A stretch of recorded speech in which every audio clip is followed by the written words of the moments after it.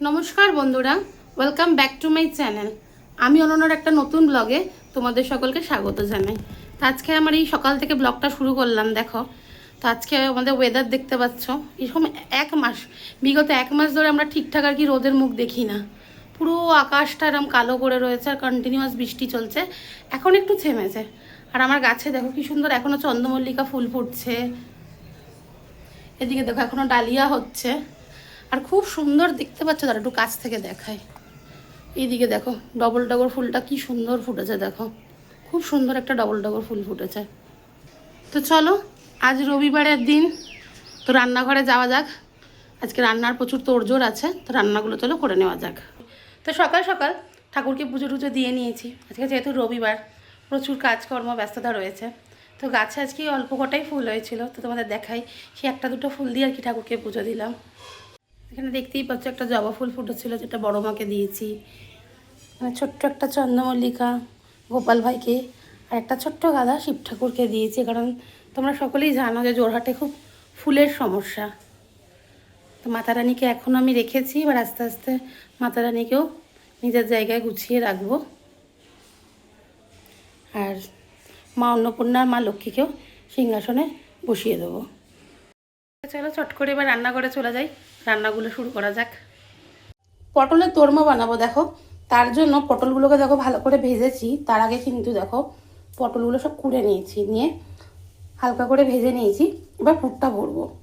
দেখো চিংড়ি মাছের পুরটা অলমোস্ট বানানো হয়ে গেছে। নর্মালি পেঁয়াজ, আদা, রসুন, টমেটো দিয়ে কষে চিংড়ি মাছগুলোকে দিয়ে পুরটা তৈরি করা হয়েছে। এবার পটলের মধ্যে ভরবো। তো দেখো পটলের মধ্যে পুরগুলো কিন্তু আমি সমস্ত ভরে নিয়েছি ভালো করে হাত দিয়ে দিয়ে চেপে চেপে। এবার চলো গ্রেভিটা বানিয়ে নেবো। এইদিকে দেখো চিকেনটা বসিয়ে দিয়েছি। চিকেনটাকে আমি আগে থেকে একটু আদা, রসুন আর একটু হলুদ দিয়ে আর গরম মশলার গুঁড়ো দিয়ে ম্যারিনেট করে রেখেছিলাম। আর একটু দইও দিয়েছিলাম তাতে, দিয়ে ম্যারিনেট করা ছিল। এবার চিকেনটা বসিয়ে দিয়েছি। এবার চিকেনটা একটু বাটা মশলা দিয়ে করবো ভেবেছি। তাই জিরে, ধনে, শুকনো লঙ্কা সব বেটে রেখেছি, তো সেটাও অ্যাড করে দেবো। বাটা মশলাটা অ্যাড করে দিচ্ছি, যে জিরে, ধনে আর শুকনো লঙ্কা যেটা বেটে রেখেছিলাম। এবার এই মশলা দিয়ে কিন্তু খুব ভালো করে চিকেনটা কষতে থাকবো। আর এইদিকে দেখো আলুর চিপস ভাজা চলছে। আর এই কড়াইতে বসিয়েছি আমার ছেলের পছন্দের, দেখো মুরগির মাংসের গলা, মেটে গিলা, ও খুব ভালো খায়, সেটা আরেকদিকে কষতে বসিয়ে দিয়েছি।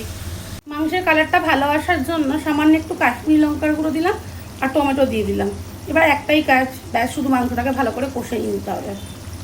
তো চিকেনের কালারটা দেখতেই পাচ্ছ কত সুন্দর এসছে। এবার চিকেনটা কিন্তু এখনও কষা চলছে। যেহেতু বাটা মশলার চিকেন না, একটু বেশি সময় ধরে কষতে হয়, তাহলে কিন্তু এটা কাঁচা গন্ধ থাকে। চিকেনটাকে খুব ভালো করে আগে কষবো। দেখো চিকেনটা কিন্তু আমার সম্পূর্ণ কষা হয়ে গেছে। এবার পরিমাণ মতো গরম জল দিয়ে দেবো। তো পরিমাণ মতো দেখো জল দিয়েছি, মনে হচ্ছে আর একটু জল লাগবে, দিয়ে এবার ঢাকা দিয়ে দেবো।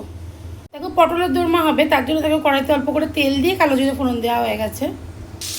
তো তেলের মধ্যে দেখো রসুন আর কাঁচা লঙ্কা দিয়ে দিয়েছি। এবার হালকা করে একটু নেড়ে নেবো। পরিমাণ মতো অল্প একটু হলুদ দিয়ে দিয়েছি।